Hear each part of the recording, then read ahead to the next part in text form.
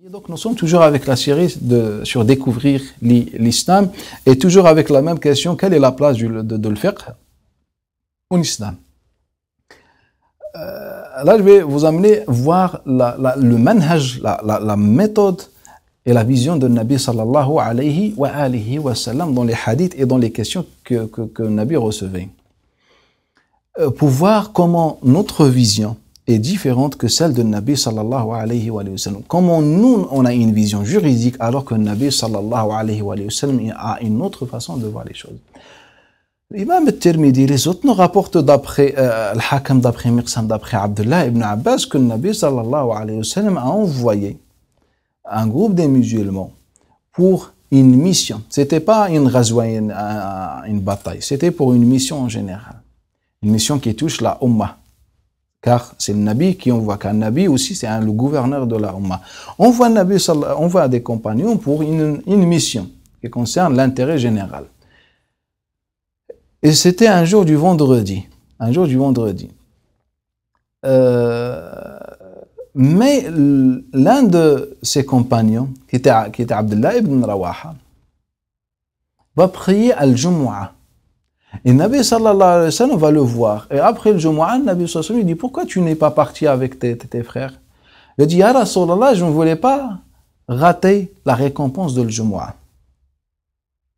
Et là, Nabi sallallahu alayhi wa sallam jure par Allah Ta'ala que tu ne peux pas atteindre la récompense que Allah Ta'ala a réservée à tes frères, c'est-à-dire ceux qui sont sortis. Prenez-moi cet exemple avec moi et essayez de l'appliquer dans ce monde, dans notre monde actuellement. On a une mission qui peut apporter quelque chose de positif à la Ummah.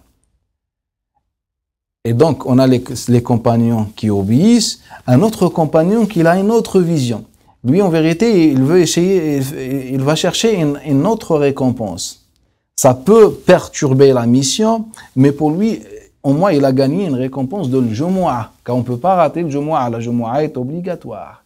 Al-Nabi sallallahu alayhi wa sallam lui dit, les autres ont plus de récompense. Sachant que les autres ne vont pas faire Al-Jumu'ah, ce qui est logique. Ils ne vont pas faire la Jumu'ah, mais ils ont plus de récompense que Abdullah ibn Rawaha. Si on applique ce hadith dans ce temps, est-ce qu'il y a maintenant, parmi les musulmans, je pense que la majorité des musulmans ont la vision de Abdullah ibn Rawaha par rapport à cette situation.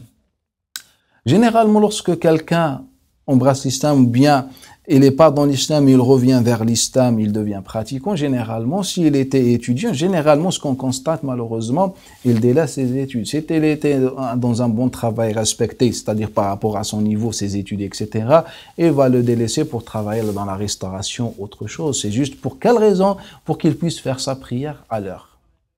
Donc lui, dans sa tête, c'est juste pour prier à l'heure et pour être la récompense, etc., car c'est obligatoire, ou on ne sait pas selon son raisonnement à lui. Mais de cette manière, on est en train de délaisser un intérêt général pour la Ummah de l'Islam. Car si on veut élever le nom d'Allah Ta'ala, ce n'est pas avec une Ummah qui travaille dans la restauration. Ce n'est pas avec une Ummah qui fait chauffeur de bus. Ce n'est pas... La Ummah se complète, chacun dans son domaine, mais ce n'est pas toute la Ummah qui doit faire ce travail, ou bien de travailler qu'avec les musulmans pour pouvoir prier à l'heure. Donc ce n'est pas avec une Ummah comme ça, on va élever le nom d'Allah Ta'ala. Un Nabi sallallahu alayhi wa sallam n'avait pas ce souci dans sa tête comme nous, malheureusement. Nabi sallallahu alayhi wa sallam a envoyé ces gens le jour du vendredi. S'il voyait que le jour de la prière de l'Jumu'ah est contradictoire avec l'intérêt de la Ummah, Nabi sallallahu n'aurait pas envoyé les compagnons le jour du vendredi. Il pouvait attendre le lendemain, samedi, il n'y a pas de différence. Mais Nabi sallallahu ne voyait absolument aucune différence, car les deux travaillent pour la Ummah. Même dans notre poste, dans un poste qu'on considère un poste de dunya, dans un travail, de cette manière, on est en train de servir la Ummah, car la Ummah même, peut-être c'est pas maintenant, un jour, va avoir besoin de nous, de nos capacités, nos compétences, etc. Regardez cet exemple. Je vous donne un autre exemple. Lorsque Ibn Hibban, Ahmad, les autres rapportent d'après Abdullah ibn Omar, qu'un homme a fait un grand péché. Il vient voir Nabi sallallahu alayhi wa sallam, il dit, Ya Rasulallah, asabtu dhanban azima, j'ai commis un grand péché. Nabi sallallahu alayhi wa sallam, qu'est-ce qu'il va lui dire? Si nous, on était à sa place, on va le prendre d'une vision juridique. Donc, quand on dit un grand péché, donc généralement, c'est un péché qui nécessite une sanction. Par exemple, un had. On va chercher à lui faire le had, à appliquer le had sur lui, si c'était zina ou autre chose. Mais le Nabi sallallahu alayhi wa sallam avait une autre vision. Un Nabi va l'orienter vers l'esprit de din. Il a dit, tu as fait un grand péché? Il a dit, naam. Il a dit, est-ce que ta mère est encore vivante? Il a dit, non. Est-ce que ta tante est encore vivante? Il a dit, naam. Sois bon avec ta tante. Regardez cette orientation. Din, ce n'est pas le fiqh. Din, ce n'est pas le halal ou le haram. Din, ce n'est pas comment prier, comment jeûner. Tout cela fait partie de din, mais il ne représente, comme on a dit, même pas 2, 3, 4% de din. Donc, le Nabi sallallahu alayhi wa sallam est positif. Et c'est ça le rôle d'un cheikh en islam, qui doit être positif, proposer une solution aux individus comme au groupe pour élever le nom d'Allah Ta'ala et élever la situation de la Ummah et réformer. La Ummah, il va lui dire, il va l'orienter vers les éthiques. Sois bon avec ta tante. Sois bon avec ta tante.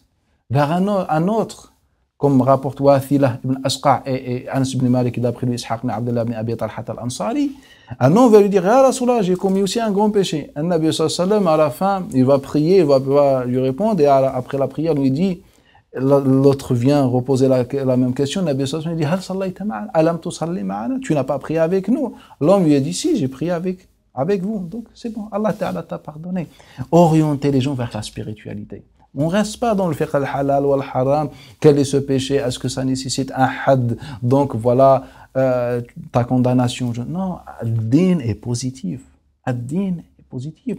Je vous donne un autre exemple qui va vous surprendre et va surprendre la majorité. Et même, je pense que jusqu'à maintenant, je n'ai jamais vu un cheikh qui a relevé ce problème dans ce hadith.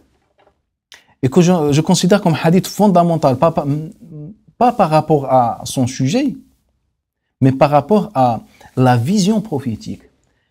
Tout le monde sait que lorsque un musulman entre, pendant que l'imam fasse le discours de l'Jumu'ah, qu'il faut faire 2 rak'at. Et ça, c'est l'avis de l'école shafi'ite, et puis l'avis de ceux qui disent ce qui était à Sunna dans cette époque. Dans l'école malikite hanafite, on ne fait pas. Mais moi, je ne parle pas du côté juridique, je parle d'un hadith qui est dans le Muslim. Que le Nabi sallallahu alayhi wa sallam a vu quelqu'un, hadith de Jabir ibn Abdullah rapporte que le Nabi sallallahu a vu quelqu'un entrer à la mosquée et puis il a dit, est-ce que tu as pris les 2 rak'at? L'homme lui a dit non, donc le Nabi sallallahu lui a dit, relève-toi et prie les 2 rak'at. Et puis le Nabi sallallahu alayhi wa sallam lui dit, إِذَا دَخَلَ أَحَدُكُمُ الْمَسْجِدَ وَالْإِمَامِ يَخْطُبُ فَلْيَرْكَعْ رَكْعَتَيْنِ. Lorsque l'un d'entre vous entre à la mosquée pendant que l'imam fasse le Jumu'ah, qu'il fasse 2 rak'at, obligatoire ou bien très recommandé, pendant que l'imam fasse son discours de Jumu'ah. Ce hadith qui se trouve dans Muslim, la base du hadith, premier passage, il est dans le Bukhari et Muslim, dans les autres livres. Mais le hadith avec cette parole à la fin, il est dans Muslim, rapporté dans Muslim, dans son authentique. Maintenant, si on prend ce hadith, je vais vous rapporter l'histoire complète pour comprendre le hadith et pour que je vous informe sur la vérité du dernier passage de ce hadith. En vérité, ce hadith a été rapporté par 2 compagnons, Abu Sa'id al-Khudri et Jabir ibn Abdullah. Voilà le récit de Jabir ibn Abdullah. Abu Sa'id al-Khudri nous rapporte le hadith détaillé. Ce hadith a été rapporté par l'imam Abu Ya'la al-Mawsili dans le Musnad d'après Muhammad ibn Ajlan. D'après Ayyad ibn Abdullah ibn Abi Sarh, d'après Abi Sa'id al-Khudri radiyallahu anhu. De toute façon, la chaîne de transmission est authentique. Donc, Abu Sa'id al-Khudri, il nous dit qu'un homme est arrivé pendant que le Nabi sallallahu alayhi wa sallam était en train de faire son discours. Et le Nabi sallallahu alayhi wa sallam dit, donc il s'est assis, le Nabi lui a dit, est-ce que tu as prié? L'homme lui a dit, le Nabi sallallahu alayhi wa sallam dit, lève-toi. Et il lui dit, lève-toi et fais les 2 rak'at. La Jumu'ah suivante, Nabi sallallahu alayhi wa sallam va lui dire la même chose. Il vient cet homme, il s'assoit, Nabi sallallahu alayhi wa sallam dit, lève-toi et fais 2 rak'at. La 3e Jumu'ah, Nabi sallallahu alayhi wa sallam va lui dire la même chose et après il lui dit, innama dakhala hadha ar-rajul fi hay'atin baddah fa nadartu li rajulin muslimin min al-muslimin la'allahu yatasaddaq alayhi. il leur a dit, à la troisième fois, le Nabi sallam lui a dit, voilà pourquoi, pour quelle raison je lui ai dit, lève-toi et fais 2 rak'at. Cet homme est entré dans un état critique, c'est-à-dire avec des vêtements déchirés, craqués, etc. C'est-à-dire un pauvre. Et je m'attendais à ce que quelqu'un d'entre vous se lève, ou bien après le Jumu'ah, lui donne une sadaqa ou une tenue, s'il a une tenue, ou bien de l'argent pour acheter des vêtements pour lui. Et c'est pour cette raison, Nabi sallallahu alayhi wa sallam lui a dit, lève-toi, fais 2 rak'at. Et c'est Nabi qui nous donne d'ailleurs la raison. Il nous dit, voilà pourquoi je lui dis, lève-toi, fais 2 rak'at. Donc c'est ça le hadith complet. Et puis Jabir ibn Abdullah, et l'homme qui est entré, c'est Sulaik al-Ghafafani. Et Jabir ibn Abdullah nous rapporte cette histoire, mais juste, il la résume, il ne rentre pas dans les détails, je dis voilà qu'un homme il est rentré. Et puis au final, on se retrouve face à un hadith qui nous dit, lorsque l'un d'entre vous entre à la mosquée pendant que l'imam le fait face à Jumu'ah, qu'il fasse les 2 rak'at. Ce hadith n'existe pas. Ce hadith n'existe pas pour 2 raisons. La première raison, que le hadith de Jabir ibn Abdullah était rapporté par 3 hommes. Omar ibn Dinar, Abu Zubayr al-Makki et Abu Sufyan Talha ibn Nafi'. Et les 2 premiers n'ont pas rapporté ce rajout, que quand l'un d'entre vous entre à la mosquée, etc. Les 2 n'ont pas rapporté ce rajout, c'est-à-dire Omar ibn Dinar et Abu Zubayr. Et les 2 sont les grands savants de l'hadith. Il n'y a que Abu Sufyan qui rapporte ce rajout.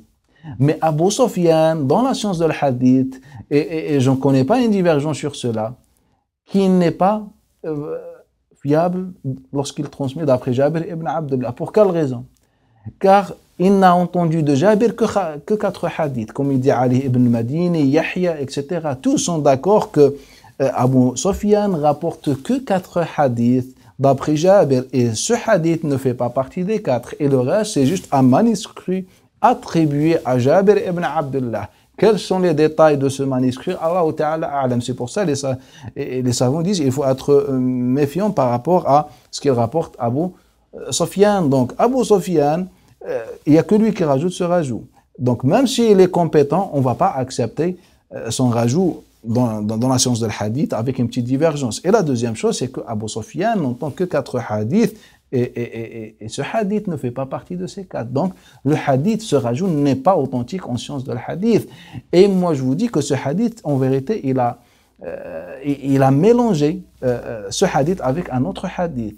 Il a mélangé Abu Sufyan, ce hadith sur le Jumu'ah, avec le hadith de Abi Qatada, que rapporte Malik, d'après Amir ibn Abdullah ibn Zubayr, d'après Yahya ibn Sulaym al-Zurqi, d'après Abi Qatada, anna nabi qala idha dakhala ahadukum al-masjid falyusalli rak'atayn, que le Nabi a dit lorsque l'un d'entre vous entre à la mosquée, pas pendant le Jumu'ah, entre à la mosquée, qu'il fasse 2 rak'at. C'est le hadith principal sur Tahiyyat al-Masjid, la salutation de la mosquée. Donc lui, il a confondu, il a mélangé ce hadith de Jumu'ah avec le hadith de Qatada qui est authentique, qui nous parle sur saluer à la mosquée.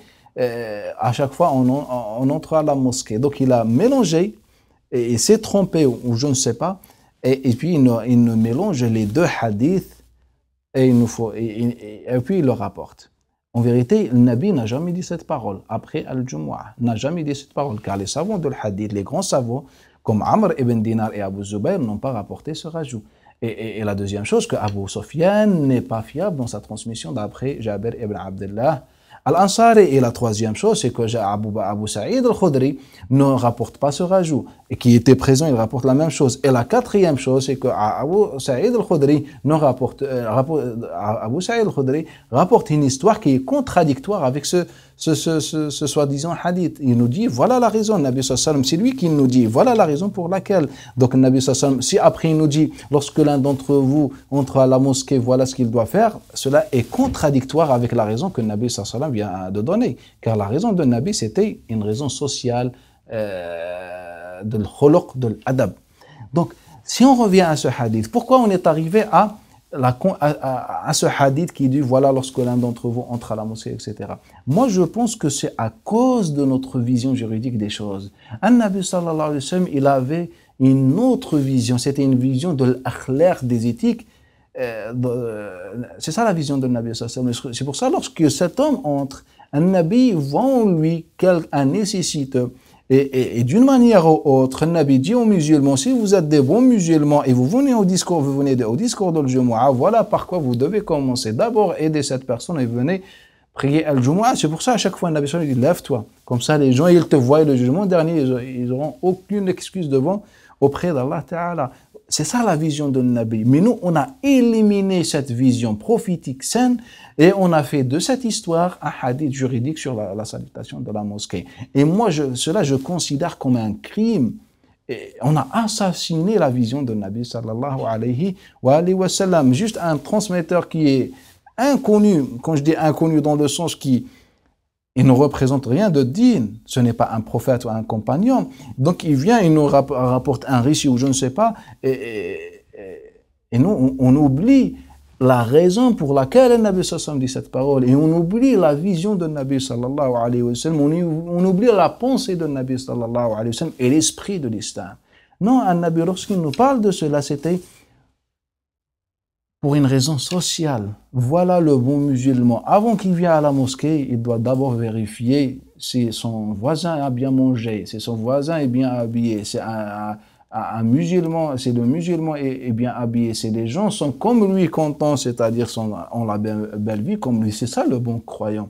C'est ça ce que le Nabi sallallahu alayhi wa sallam veut dire. Mais nous, on a fait de cette histoire, masha'Allah, on a fait de cette histoire qui est masha'Allah un sujet juridique. Est-ce qu'on fait tahiyyat al-masjid ou pas? Et voilà, le Nabi sallallahu alayhi wa sallam a dit lorsque quelqu'un entre à la mosquée, ou bien Jabir ibn Abdullah, lorsqu'il résume de cette manière. Jabir ibn Abdullah, al-Ansari radiyallahu anhu, c'est un compagnon, mais il était connu, et ça c'est dans la science de la hadith, il était connu par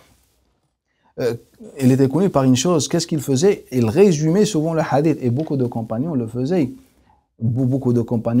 Comme par exemple Mohammed ibn Qadir rapporte d'après Jabir ibn Abdullah que le Nabi sallallahu alayhi wa sallam a abrogé les ablutions suite à la consommation d'une viande cuite. Et lorsqu'on prend ce récit, on pense que le Nabi l'a abrogé. En vérité, c'est un ijtihad de Jabir ibn Abdullah. Car dans les autres récits, on se rend compte que le Nabi a mangé 2 fois avec Jabir ibn Abdullah et la deuxième fois, il n'a pas fait al-wudu. Donc, il a compris qu'il y avait une abrogation, une contradiction, etc. Donc, il a supposé qu'il y a une contradiction. Sinon, c'est juste un effort. Et aussi, donc, il a résumé ce hadith et parfois à cause de l'oubli. Mais au final, c'est nous qui avons ignoré l'esprit de Nabi sallallahu alayhi wa sallam. Car si on prend tous les hadiths de Nabi, on voit que tous les hadiths vont dans un sens, le sens de la richesse de l'islam. Mais malheureusement, à chaque fois, à chaque hadith, on essaye de faire de lui un hadith juridique sur le fiqh al-halal ou al-haram, c'est halal, c'est haram, alors que la situation dit le contraire. Et les exemples sont nombreux. Par exemple, nous, parmi nos actualités, c'est la viande al-halal ou al-haram. Est-ce que halal, haram, est-ce que c'est vraiment halal ou bien c'est juste une publicité mensongère ou je sais pas. Il y a beaucoup d'histoires qu'on relève par rapport à la viande. Moi, je vous dis comment les compagnons ont réagi. Moi, je parle pas du côté juridique, c'est le halal ou al-haram, car déjà, je suis en train de vous dire, oubliez al-halal ou al-haram. Le halal, il est clair et le haram est clair, mais je parle d'une autre vision. Lorsque Abdul Razzaq rapporte d'après Amr ibn Mansour al-Hamadani, d'après l'imam al-Sha'bi, que le Nabi sallallahu alayhi wa sallam a reçu du fromage des gens des Perses. Et ce fromage, généralement, il contient la présure animale. Donc, les compagnons disent, Ya Rasulallah, on a reçu ce fromage et qu'on suppose qu'il contient de la présure animale. Le Nabi sallallahu alayhi wa sallam leur a dit, Sammullah wa kulu, dites Bismillah et mangez. Dites Bismillah et mangez. Et on pose la même question à Abdullah ibn Omar. Abdul Razzaq rapporte, d'après Ma'mar, d'après Nafi', d'après Ayyub, d'après Nafi', d'après Abdullah ibn Omar. Une chaîne de transmission authentique selon les conditions de Bukhari ou Muslim. Qu'on a demandé la même chose à Abdullah ibn Omar. Il dit, Amma ana, Abdullah ibn Omar nous répond, Amma ana, moi, je mange tout ce que je trouve dans le marché musulman. C'est-à-dire lorsqu'il y a un signe sur quelque chose, je mange. Un signe islamique sur quelque chose, je mange. Il est vendu par les musulmans, je mange. Il y a le halal dessus, je mange. Je rentre pas dans les détails. Rappelez-vous que je parle pas du côté juridique, mais je vous parle d'une vérité.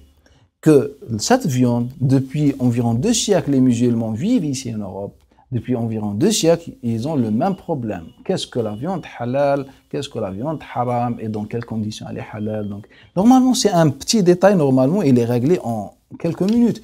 Mais ce sujet représente toujours une actualité et je pense, et on reste avec cette pensée, il sera notre actualité jusqu'au jugement dernier. Et jamais on aura une communauté de l'islam comme le Nabi sallallahu alayhi wa sallam l'a attendu toujours et il a laissé après lui. أقول هذا الكلام واستغفر الله لي ولكم فاستغفروه.